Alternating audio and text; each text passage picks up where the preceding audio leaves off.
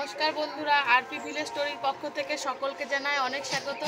আজকে আবার নতুন রেসিপি নিয়ে চলে এসেছি। এই দেখো আমাদের গাছে দেখো কত সুন্দর লাউ হয়েছে। এই লাউ দিয়ে দারুণ সুন্দর একটা রেসিপি তোমাদের সাথে শেয়ার করব, তোমরা পুরো ভিডিওটা দেখে থাকো। আগে এই লাউটা আমি কেটে নিই।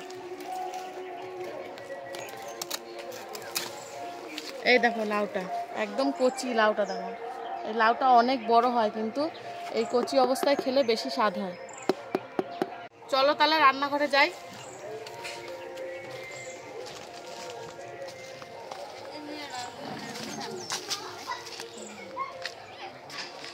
এ দেখো লাউটা নিয়ে চলে এসেছি, এবার লাউটাকে কেটে নেব। দেখো লাউটা কত কচি, দেখো বীজগুলো এখনো ছোট ছোট, বীজ বড় হয়নি এখনো।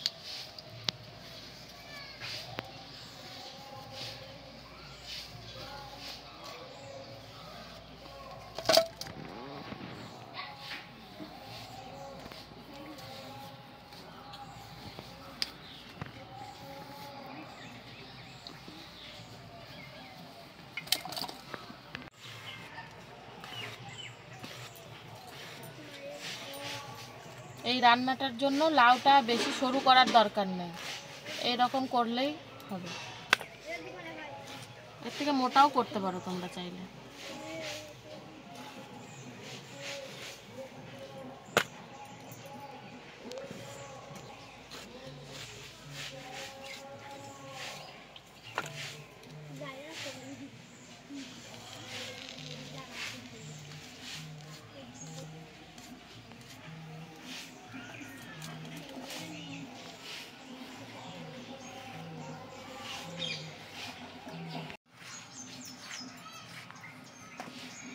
দেখো সব লাউ কেটে নিয়েছি, এবার ধুয়ে নেব ভালো করে।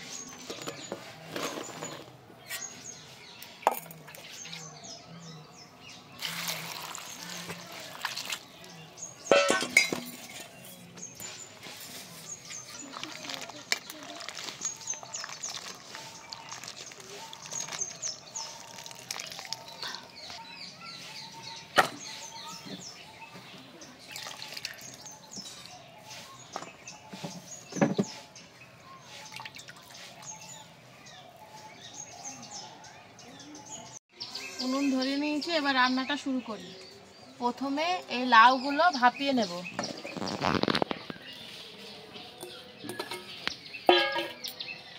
লাউয়ের ওপর দিয়ে দিচ্ছি খানিকটা কাঁচা লঙ্কা, তারপরে দিয়ে দিচ্ছি পরিমাণ মতো নুন।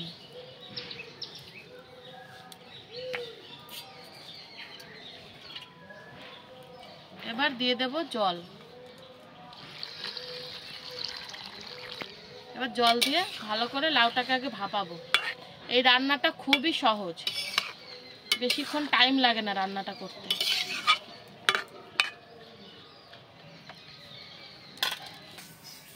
এবার ঢাকা দিয়ে দিলাম।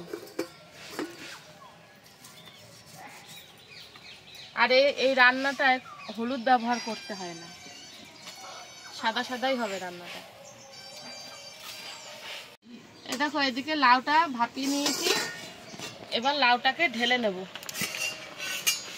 কত সুন্দর গলে গেছে, কচি লাউ তো খুব তাড়াতাড়ি গলে গেছে। এবার গাবলায় ঢেলে নিচ্ছি।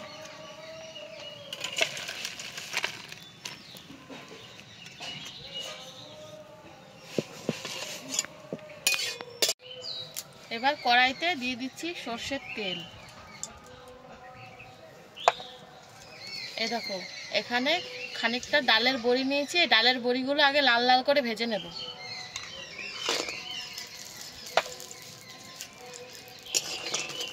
এই রান্নাটায় কিন্তু ডালের বড়ি দিতেই হবে, না হলে কিন্তু রান্নার টেস্টটা তোমরা পাবে না।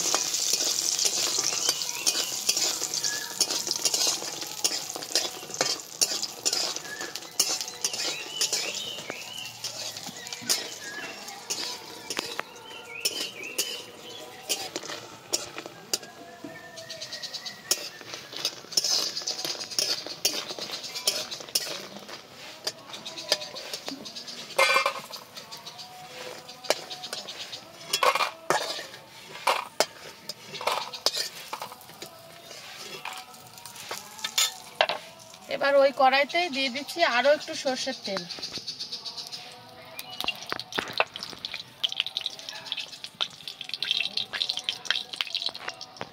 তেল গরম হয়ে গেছে, এবার দিয়ে দিচ্ছি শুকনো লঙ্কার কালো জিরে,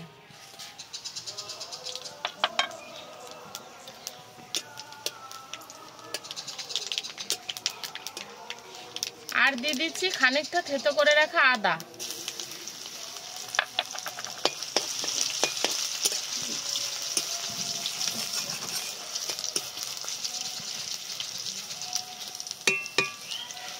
ফোড়নটা খুব ভালো করে ভেজে নিয়েছি, এবার দিয়ে দেবো সেদ্ধ করে রাখা লাউ।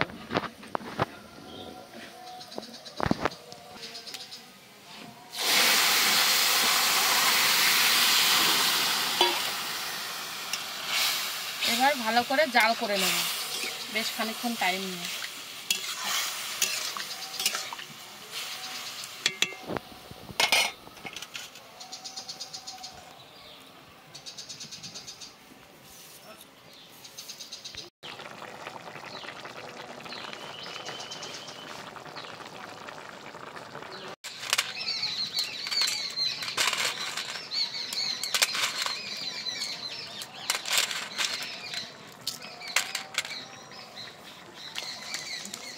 এই দেখো রান্না প্রায় হয়ে এসছে, এবার ভেজে রাখা বড়িগুলো দিয়ে আর 2 মিনিট মতো ফুটিয়ে নামিয়ে নেব।